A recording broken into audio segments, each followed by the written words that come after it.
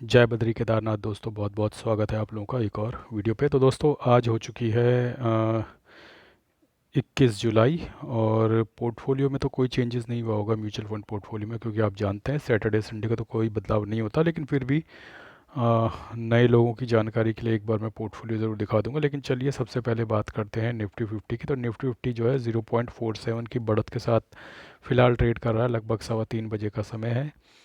और mid cap 50 भी 0.63% की बढ़त है। मिड कैप 100 0.59% की बढ़त है। और मिड कैप 150 0.62% की बढ़त है।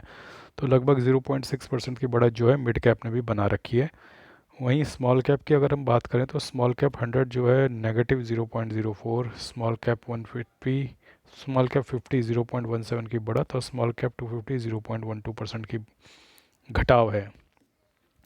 तो small cap no profit no loss के आसपास चल रहा है। तो कुछ म्यूचुअल फंड्स आपके एक्टिव म्यूचुअल फंड्स आपके पॉजिटिव में चले जाएंगे, कुछ नेगेटिव में चले जाएंगे, कुछ पॉजिटिव में चले जाएंगे। तो ऐसा हो सकता है, लेकिन ओवरऑल हमारे पोर्टफोलियो को एक बढ़त मिलनी चाहिए अगर इसी पोजीशन में मार्केट क्लोज होती है। तो दोस्तों वीकेंड पे कुछ कंपनियों के रिजल्ट आए थे जिनके बारे में मैंने सोचा मैं आपसे डिस्कस कर लूँ। डिस्कस क्या करना है अब तो आप सबको पता ही है, लेकिन थोड़ा सा मैं इन्फॉर्मेशन दे देता हूँ। आईसीआईसीआई बैंक के नतीजे बहुत अच्छे आए हैं, बहुत तो नहीं पर अच्छे आए हैं। एचडीएफसी बैंक के नतीजे भी ठीक ठाक आए हैं।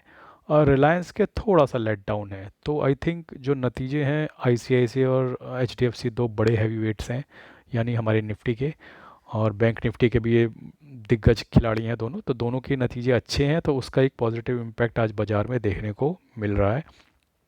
तो आईटी के नतीजों ने डिसअपॉइंट किया, लेकिन बैंकिंग के नतीजे ठीक आ रहे हैं और वो मार्केट को अभी फॉल नहीं करने दे रहे हैं फ़िलहाल। बाकी एक बार मैं अपने शेयर्स और ईटीएफ का पोर्टफोलियो भी दिखा देता हूँ। मैंने कोई बाइंग तो आज नहीं करी है, लेकिन आज आप देख सकते हो कि 472 रुपये का मुझे नोशनल गेन हो रहा है। 1,66,000 इन्वेस्टेड वैल्यू है, 1,52,000 करंट वैल्यू है। एच डी एफ सी में आज 2 रुपये का नोशनल गेन है। डाबर में 81 रुपीज़ का नोशनल लॉस है। शरिया बीज में 9 रुपये का नोशनल लॉस है। फार्मा बीज में 11 रुपये का नोशनल लॉस है। L30I ETF में 16 रुपये का नोशनल गेन है। कंजम्पशन बीज में 32 रुपये का गेन है। लो वोल्टाइल ETF में 4 रुपये का लॉस है। इरकॉन में 183 रुपये का नोशनल गेन है। सेंसेक्स में 5 रुपये का नोशनल गेन है। डेवा बीज ETF में 9 रुपये का नोशनल लॉस। FMCG ETF में 23 रुपये का notional loss. Top 10 add ETF में 70 रुपये का गेन। जीनस फार्मा में 38 रुपये का लॉस। टाटा मोटर्स में 740 रुपये का नोशनल गेन हो रहा है। इंडसइंड बैंक में 300 रुपये का नोशनल लॉस। ओवरऑल आप देख सकते हो दोस्तों कि मेरे को अभी भी लगभग 8.5% का नुकसान है। और H D F C growth का जो ETF है 2% के मुनाफे में है। डाबर 6% के नुकसान में है। शरिया बीज 1% के नुकसान में है। फार्मा बीज जो है उसमें लगभग 2.5% का गेन चल रहा है। एल 30I ETF में 0.5% का नुकसान है। कंजम्पशन बीज में 1.5% का गेन है। लो वोल्टाइल ETF में 2% का गेन है। एयरकॉन में 21% का लॉस है। सेंसेक्स ETF में 0.11% का गेन है। डिवप बीज में 0.38% का लॉस है। FMCG ETF में लगभग 1.5% का गेन है। Top 10 add ETF just no profit no loss. Genus Power में 21% का लॉस है। टाटा मोटर्स में 6% का लॉस है। और इंडसइंड बैंक में लगभग 21% का लॉस है। तो जैसा कि आप लोगों को पता है दोस्तों, मैं ETF में स्विंग कर रहा हूँ और स्विंग के तहत अभी मेरे काफ़ी सारे ETFs थोड़ा सा प्रॉफिट में है या फिर नो प्रॉफिट नो लॉस के आसपास हैं।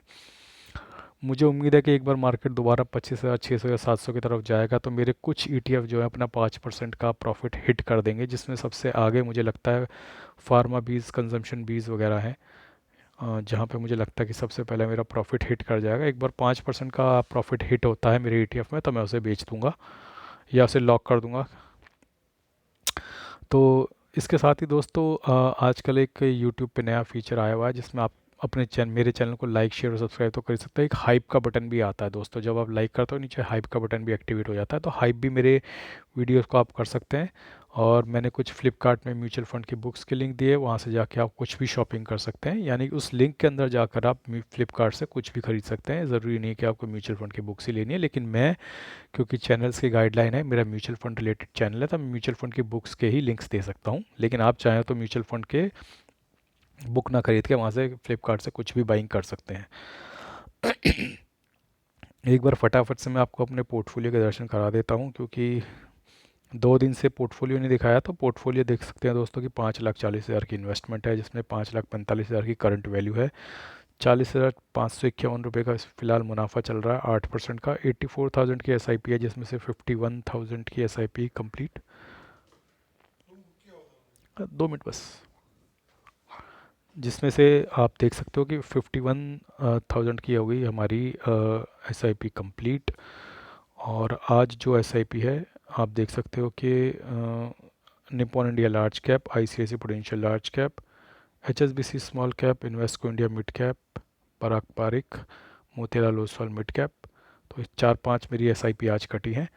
और उसके साथ साथ एक बार मैं आपको अपने ग्रो ऐप के म्यूचुअल फंड के भी दर्शन करा देता हूँ, ताकि फिर आपका ये ना रहे कि भैया ग्रो ऐप का पोर्टफोलियो नहीं दिखाया। तो यहाँ पे 27,47,000 की इन्वेस्टेड वैल्यू है, और करंट वैल्यू इस वक्त 28,06,000 है। 58,131 रुपये का मुनाफा चल रहा है, और आज मुनाफा बढ़ने की थोड़ी और स्थिति है।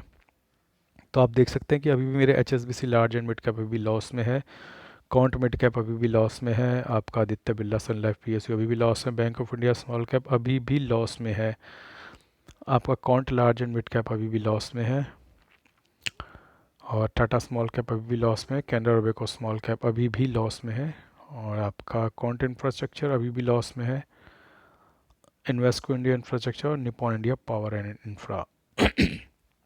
तो ये ईटीएफ्स हैं जो अभी भी लॉस में हैं। तो दोस्तों ये तो थी स्थिति मेरे म्यूचुअल फंड पोर्टफोलियो की। उम्मीद है आज वीडियो छोटा लगा है, आपको पसंद आया होगा। आज जल्दी ही फिर से मिलेंगे कल अपडेटेड पोर्टफोलियो के साथ। आज के लिए बस इतना ही। धन्यवाद, गुड बाय, जय बद्री केदार।